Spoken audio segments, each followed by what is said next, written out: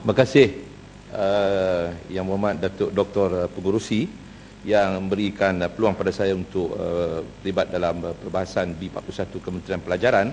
Saya ingin menyentuh 020300 pengurusan teknologi pendidikan dan saya ingin menyebut juga kaitan dengan program Bestarinet yang telah pun disebut oleh Ketua Pembangkang, dan saya sangat bersetuju, dan inilah yang pernah saya bangkitkan dalam sidang-sidang yang sebelum ini, membangkitkan kenapa diberikan kepada YTL yang merupakan pemain baru dalam industri telekomunikasi, sedangkan kita sudah ada pemain-pemain yang lama dalam industri telekomunikasi yang melibatkan GLC seperti Telekom dan sebagainya.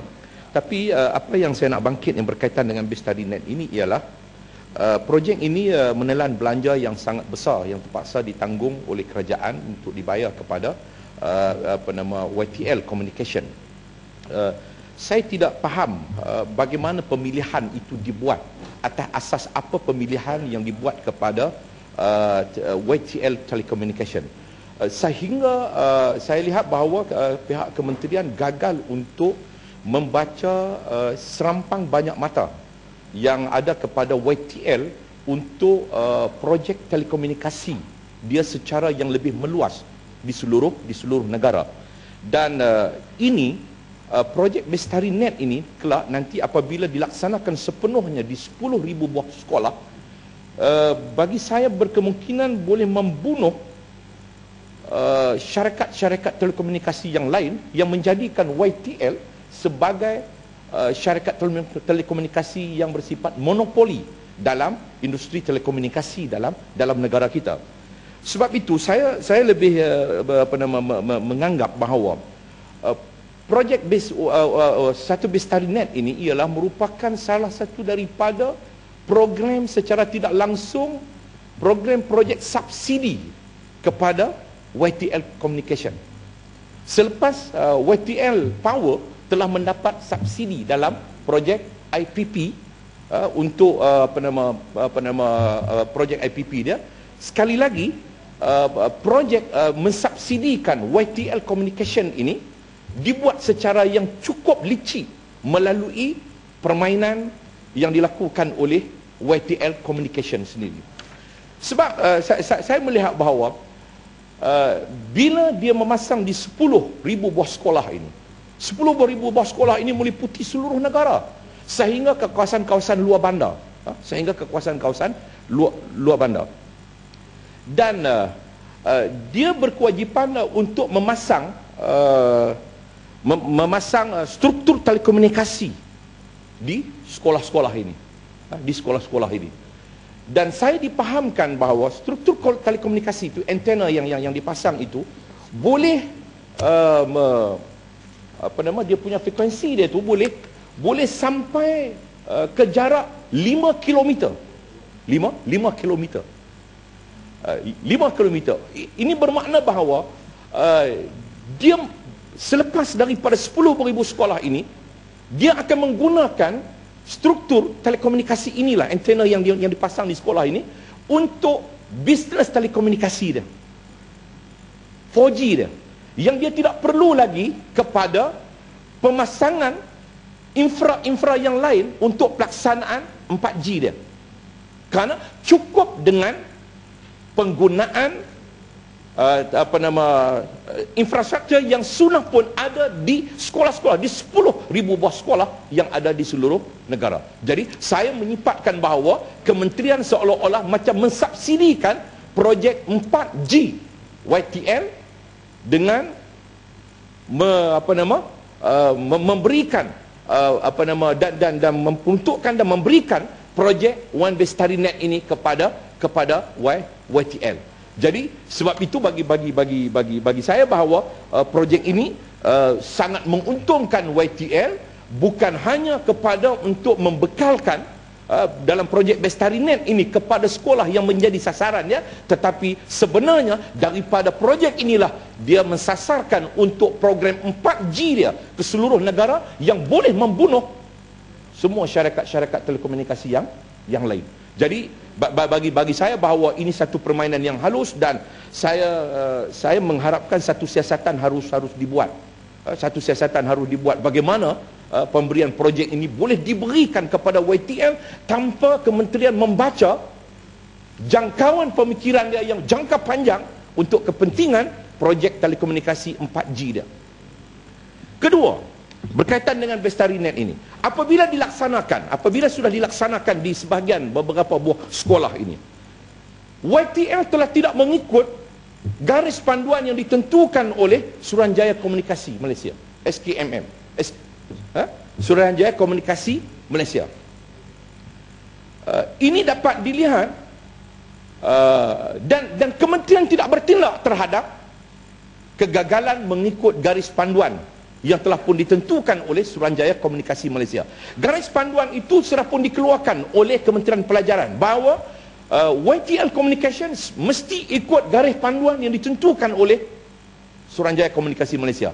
Tetapi ada kes, saya tunjuk satu contoh saja kes yang menunjukkan dua contoh. Satu kes yang cukup jelas dengan dokumen daripada Suruhanjaya Komunikasi Malaysia, Pejabat Wilayah Utara, Pengarah Wilayah Utara, kepada unit pusat setempat OSG Majlis Perbandaran Manjung, Jalan Pinang Raja, Seri Manjung, Perak, Darul Ridwan. Mereka mesti memohon daripada PBT. Bukan sahaja bila ada surat kelulusan daripada Kementerian Pelajaran untuk melaksanakan ini, mereka boleh pasang ikut suka mereka ada. Mereka kena mohon daripada PBT.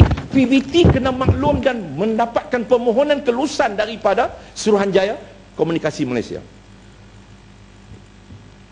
Ini untuk pemasangan di sekolah menengah jenis kebangsaan Cina Nanhua, Jalan Lin Chin Wei, Setiawan, Perak. Setiawan, Perak. Berdasarkan kepada lawatan tapak yang telah dilakukan serta penelitian pada